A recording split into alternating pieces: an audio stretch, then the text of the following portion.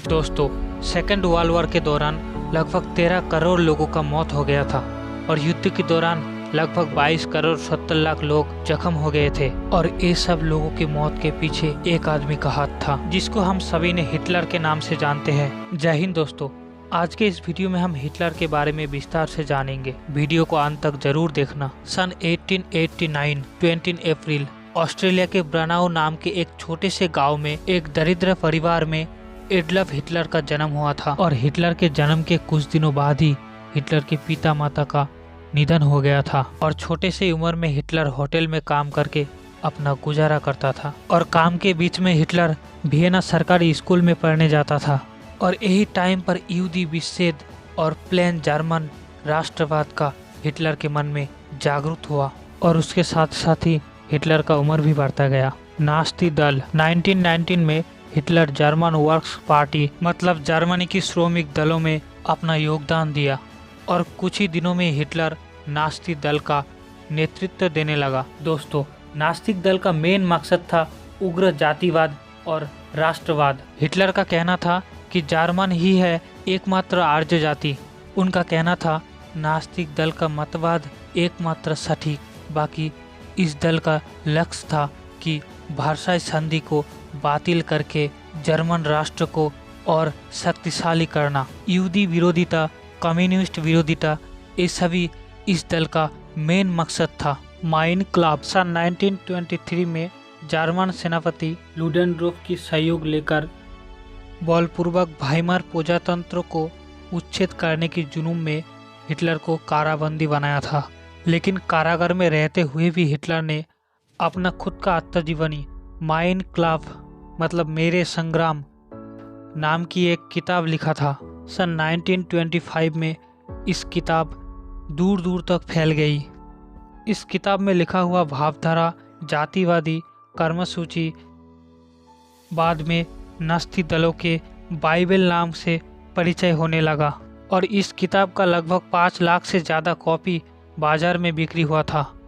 नास्ती दलों की संगठन। नास्ती दलों की बहुत सी शाखाएं थी। इस दलों का सदस्य बादामी रंगों की कपड़े पहनता था, जो कि सभी ने ब्राउन टी शर्ट बोलता था। इस दलों का युवा वाहिनी, नारी वाहिनी, गण अदालत, गुप्त पुलिस वाहिनी, इन सभी ने मिलकर नास्ती दलों का विरोध करने वाले को मार देता था। और इन सभी का लीडर था एडल्फ हिटलर।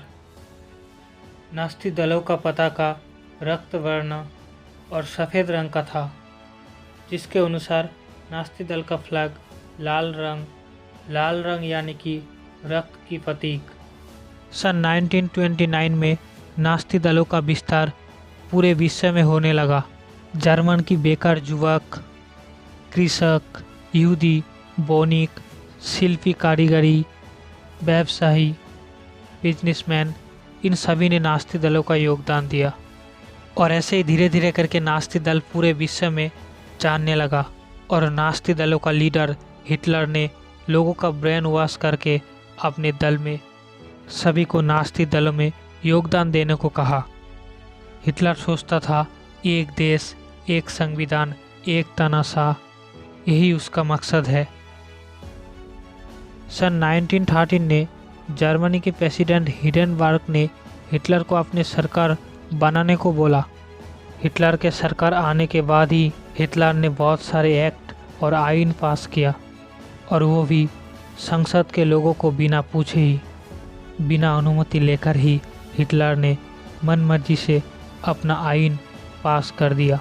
और ऐसे करके ही हिटलर ने जर्मनी के सबसे सर्वसेवक हो गए। सन 1934 अगस्त महीने में राष्ट्रपति हिंडेनबर्ग का देहांत हो गया। और हिटलर ने यही फ़ायदा उठाकर अपने आप को राष्ट्रपति और प्रधानमंत्री दोनों पद में ही अपने आप को घोषित किया।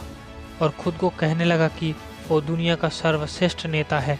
और सिर्फ नेता नहीं, हिटलर खुद को भगवान घोषित कर दिया, खुद को भगवान समझने लगा। हिटलर ने राष्ट्रपति और प्रधानमंत्री इन दोनों पद पाने के बाद ही एक्शन में आ गया।